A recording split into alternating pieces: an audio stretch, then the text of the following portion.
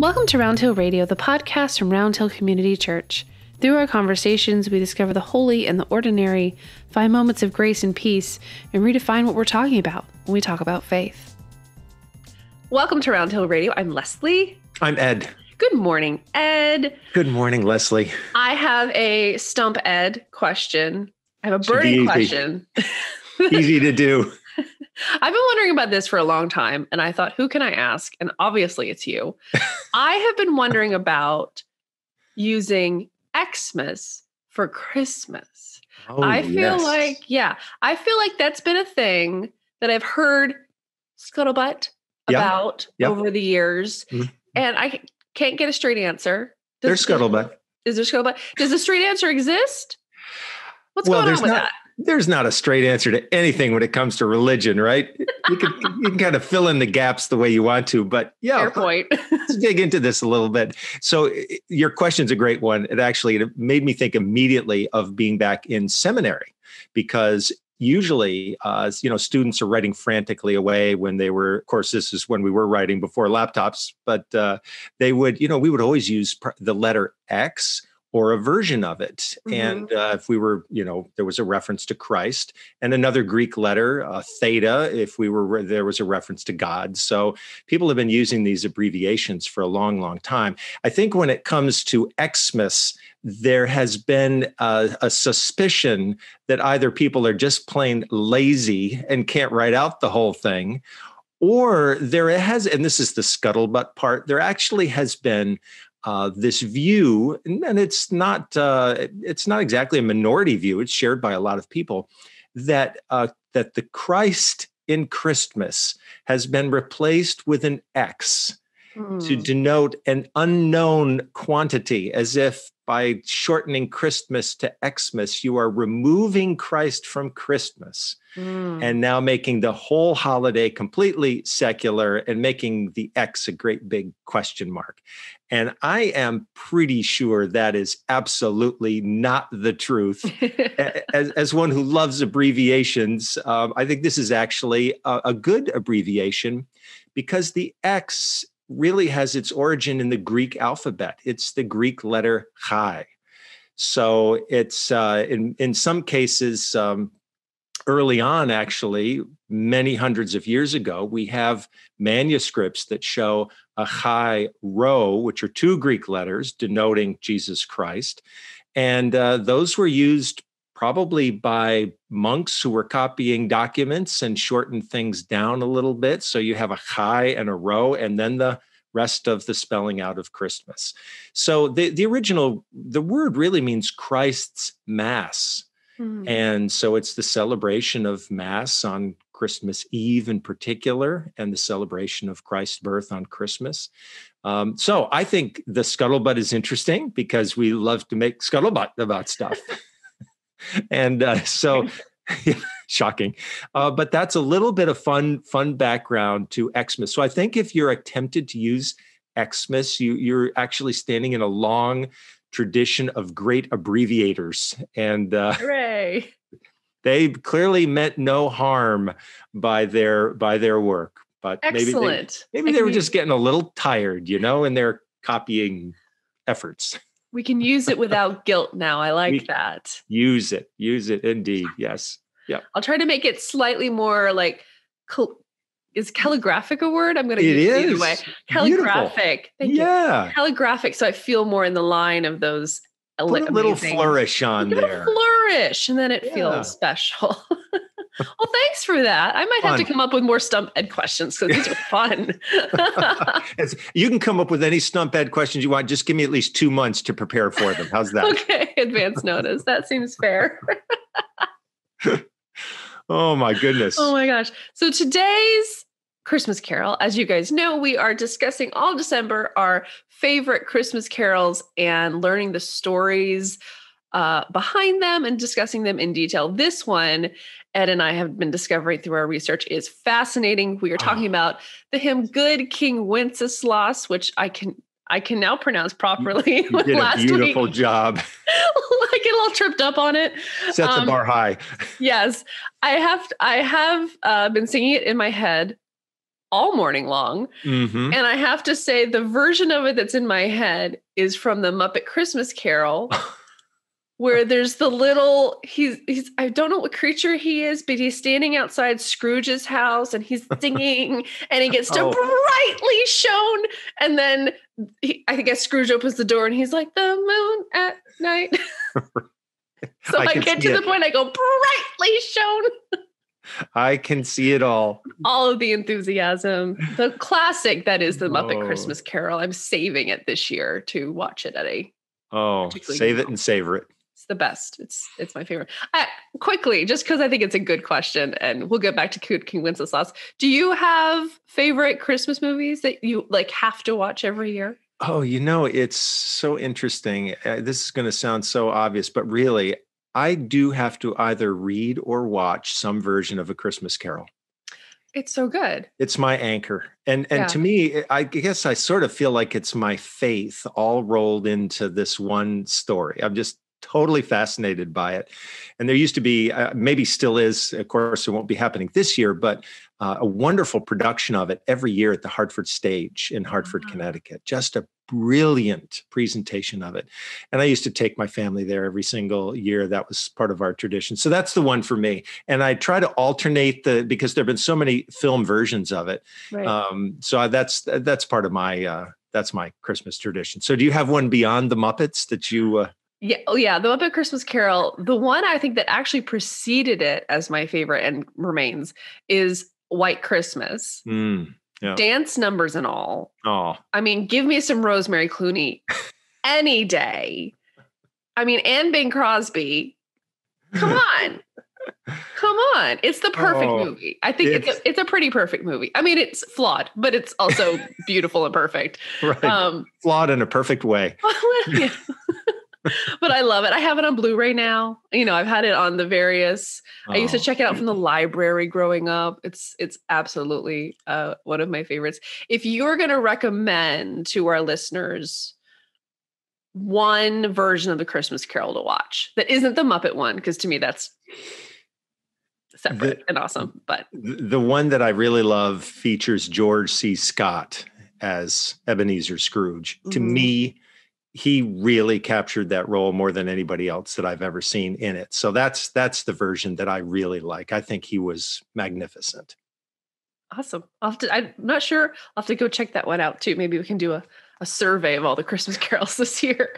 We Fantastic. have the time. Yes. Dive deep. This is a good thing to be doing during a pandemic, right? There you go. Especially during those, sort of those post-Christmas days, you're not really ready to give up Christmas. Yeah. And is the 12 days of Christmas, if you're a traditionalist, here's my yearly rant. The 12 days of Christmas begin on Christmas Day. So yes, I will be keeping my tree up. So if you're watching the podcast and it's Epiphany and I still have my tree up, I mean, technically on Epiphany, it's okay. Down, but it's 2020. Even if it'll be 2021, it's still 2020. Do whatever you need to. Thank you. I appreciate the validation. Okay. So Good King Wenceslas, we have our handy dandy Then Sings My Soul book, all about the story of it. Do you want to give our listeners some info on who this King Wenceslas was? Because it's a real person. It's a real person. And Leslie, first of all, thank you for bringing to my attention this carol and its historical background, because digging into it, it's amazing. The message of the carol, first of all, and the two personalities involved in it. And I'll just focus on not the composer of the carol, but actually on Wenceslas. So a man who lived in Bohemia. He was a Bohemian duke and lived circa 900. So long time ago. And that's, of course, the present day Czech Republic. He was a reformer, I guess would be the best way to say it. And at a time when people probably didn't expect a lot of compassion from their royal rulers, this man had a heart of gold. I mean, he was just outstanding. So he helped to forge a good state of international relations with Germany at the time. He was well known as an advocate of impoverished people, and actually was remembered for having gone out himself to cut wood and gather materials that would help people who didn't have basic supplies to survive the winter. So he was a hands-on ruler. And what a tragedy to dig into his life and find out that he was murdered by his brother. So not everybody in the household had a good heart. It really was not great. But he was so influential that his death was viewed as a martyrdom. Mm. And so he became the patron saint of the Czech Republic. And to this day, he occupies that role. So Wenceslas was an incredibly important person and just remembered for all of his good deeds. And just at a time when especially we need leadership all across the world right now that's sensitive and compassionate and compassionate and involved. Here's a great model for us. So that's a little bit of background on good King Wenceslas. And of course, he actually wasn't a king, as it turns out. He's given that designation in the hymn because he really is a kingly figure. Mm-hmm. And I think that the author really meant to compare him to the King of Kings, Lord of Lords, Jesus, who also was a great advocate of the poor. So a little bit of background. Nice. And we can see that parallel in the fourth verse when let me back up real quickly. So this hymn is interesting because it really is a story, right? And sometimes we'll have, poetic verses and you can skip around. But if you're going caroling, you have to sing all of them. Be prepared. Yeah. You can't miss any of these out. It's a marathon, not a sprint. Get ready. Well said. Yeah. Well sung. So you have to go through all of them. But it's such good reading. It's such a wonderful story of a hymn. So Wenceslas has this, this page and he's freezing. And so, on verse 4, he says, "Mark my footstep, my good page, tread now in them boldly. You shall find the winter's rage, freeze your blood less coldly." And that idea of walking in the footsteps, which I know, at least in modern Christianity, is such a classic way of the faith. That's right. Walking in the footsteps of Jesus is such a vivid imagery that we use. Yes, indeed. It's really interesting. Yeah, it's such a lovely story that Wenceslas notices that there are people who don't have wood. And so he enlists this poor young page to go out with him, his assistant, who probably thought this was going to be the cool job. Well, it was cool, all right. It was freezing cold, as it turned out. Right. And they go out, these two companions. That's what I love about this. I have to confess, Leslie, I have sung this hymn many, many times. I hear it. It's always rolling around in my head pre-Christmas, but I've got to be honest and say I never really focused on the story and its depth as I have, thanks to your invitation to listen to it. And so I just think it's so wonderful that you have this image of someone who goes out of his way on a cold winter night to help someone else out. It's such a basic human image, such a wonderful gesture of kindness. Absolutely. And so we have this language by John Mason Neal, who was the text writer of it. And it's not necessarily been well received by scholars over the years, shall we say? You are putting a real fine gloss on that. Mm-hmm. Yeah. should we read some reviews? I think you should. I screenshotted it on my phone. Let me find it. Yeah. I mean... If this is a 5-star, if you get 5 stars as an option, it's not going for all 5. No. Oh, well, I just tell you, that's my favorite thing I've seen for 2020 is Christmas ornaments that say 2020, 1 star, would not recommend. Yeah, I've seen these. Yes. Yeah, good.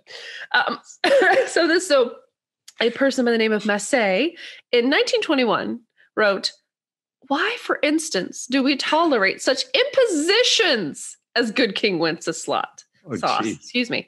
The original was and is an Eastern hymn. We'll talk about that in a second. It is marked in carol books as traditional, which is a delightful word which often conceals ignorance. There is nothing traditional in it as a carol. Oh, ooh, that wasn't even 1 star. Burn. Negative stars. So there is this idea of well, there is this thing of that it was a spring carol. The tune being Tempus Adest Floridum. I need to work on my Latin. Floridum, which is an Easter carol they sung. The text being, spring has now unwrapped the flowers, which sounds delightful. Beautiful. And if you do a quick Google search, image search for the hymn tune, you can actually see a picture of a manuscript with it on it. It's beautiful with the old Latin text, and you can see it and you can follow along and you can kind of sing along to the neumes. That's how music was written. Those are neumes. Really, really cool stuff. And so this also makes me think of the pushback, shall we say, that sometimes happens when a favorite hymn is given new text. Oh, well done. Yes. Yeah. Great connection. And it almost feels like, well, yep, someone else had their favorite hymn replaced and now they're mad. Yep. History tends to repeat itself. Don't mess around with my Easter carols. Right. Well, yeah, because that's the thing, isn't it? We all have, like, at this time of year, at these big holidays, we have our favorite hymns we want to sing. And if they're missing, it's not, like you said, it's not quite, for you, it's not quite Christmas without the Christmas carol. And for some people, it's not quite the same holiday without their favorite hymns, for sure. Because for me, it's not Advent without O Come, O Come, Emmanuel. Like, I have to listen to it or play it, Sure. And speaking of which, there's a connection between that hymn and our good friend, John Mason Neal, who wrote the text for that too. Isn't that amazing? Neal was apparently sort of a medievalist. It makes me wonder if he was also an organist, because those things tend to go hand in hand. Uh-huh. As I am a nostalgic millennial, according to people, I think he was a nostalgic. He liked the olden times. There's a funny quote in this wonderful book we have that says, Neal helped establish a committee to investigate and restore dilapidated church buildings in Great Britain. He was particularly upset at the ugly stoves installed to heat churches in Victorian times. Let them freeze. That's right. Better to be cold and correct. Right? I'm like, what does he want? So any of these sort of medieval chant sort of vibes, we get with his hymns. Although I wouldn't think of Tempus Adest Floridum as particularly, it doesn't have the same chant feel that O Come, O Come, Emmanuel has. It feels it's much more of a dance, right? Isn't it? And I think that's what bothered people about it, right? In the middle of the 19th century, when he was writing this thing, like, how dare you use this kind of dance tune to tell this really, and I guess people didn't really like the story. They just thought it was, I don't know what they thought about it, kind of thin. Right. But in fact, it is an interesting, I was thinking about this last night, that here he takes this dance tune and he puts it together with basically a feel-good story about a royal person, who goes out of his way to help someone in his kingdom. And I thought, why not? In the heart of this thing, there's a spirit of joy. And that's what he's captured. And he's gotten the sense that maybe service really ought to have a joyful quality to it. It's not something that's supposed to be solemn. And so anyway, I really liked that connection. And I'm really fascinated by John Mason Neal, because clearly he was a scholar and he was looking at the past. He was mining the past for resources and treasures. And he clearly loved these old ancient buildings and wanted them to be maintained in the purest, pristine way, at least as he was going to define that. There was one other thing I wanted to mention about him. Yeah, there's a reference in this carol to Saint Stephen. And it's Feast of Stephen, right? The Feast of Stephen, that's right, which is December the 26th. And Stephen was considered the first Christian martyr. So he was someone who was also recognized for his good-heartedness and was killed because he was outspoken against religious authorities of his day. This is at a time when the sort of growing movement around Jesus was in real conflict with Judaism, and people who were in that movement couldn't figure out, are we still thoroughly Jewish? Are we becoming something new and different? And of course, the person who held people's cloaks and coats while they stoned Stephen to death was none other than a man named Saul, who would become Paul, the great missionary of early Christianity. So so it's such an interesting connection. He was associated with Stephen's death, unfortunately. And then John Mason Neal mentions Stephen in this hymn because I think he wants to say there was a man who was good-hearted and who was extraordinarily giving and who was also martyred. And now you've got Wenceslas, same thing. He also dies because of his faith. So there's joy in it. And there's a vision of goodness, and there's also a reminder, the old saying, no good deed goes unpunished. Mm-hmm. And here's a case of a man who dies while living out his faith. So it's a reminder. I think he's reminding us this faith of ours, it can take us down many different roads, and some of them lead to tragedy. But out of it comes life, because for Stephen, also there's a sense that his life goes on to life beyond his death. So I think this is what Neal is suggesting in this Christmas carol. Yeah. And it's interesting too, that this one, because he was, he had so many translations, but he wrote this poem. So It's like his own original work, which I think is really interesting. I have to read another review because he just make me laugh so hard. But so the Oxford Book of Carols is sort of, one of the books of carols, as you can imagine, because, Oxford. Industry standard. Yeah, exactly. Oh yeah. I will forever be known as the person. I'm an advocate of the Oxford comma, for the record. I go and add them into things now. But anyways, so the editors of the Oxford Book of Carols in 1928 wrote this. This rather confused narrative owes its popularity to the delightful tune, which is that of a spring carol. So basically, the only reason it's any popular is because the tune's cute. It's a cute tune. The text is terrible. It's an earworm. Right. And then I'll skip ahead at the end. They say, the time has not yet come for a comprehensive book to discard it, because this is obviously a comprehensive book. But we reprint the tune in its proper setting, not without hope that, with the present wealth of carols for Christmas, good King Wenceslas may gradually pass into disuse and the tune be restored to springtime. Oh, my heavens. Wow. They were sassy in the 20s. Something I'm discovering today. I wonder if they wrote that during Christmas. I know. Was the reviewer Ebenezer Scrooge? Possibly. It has the vibe. I will say they weren't necessarily wrong, because do you think Wenceslas is not in here? Yeah, I think we previewed 3 hymnals today looking for it. And unfortunately, it seems to be a prophecy that's coming true. I know. How dare you, Oxford? Right here on Round Hill Radio Podcast, we are reviving this interest in this carol. Bringing it back. Like with Neal, we're medievalists rediscovering things. Yes. Us and the Muppet Christmas Carol. Well, I think we've discovered that there's a lot in this carol. And thank you, John Mason Neal. Yeah. Time that somebody showed you a little love. We got your back. Oh my gosh. Well, join us next week. I'll give them a little teaser because I numbered my Post-it notes. So next week is one of the all-time favorites, I think, of O Come All Ye Faithful. We're going to dive into that. And then we have one more after that. So thank you for joining us today, and we'll see you all next week. And thanks for this time, Ed. Thank you, Leslie, and blessings to everyone.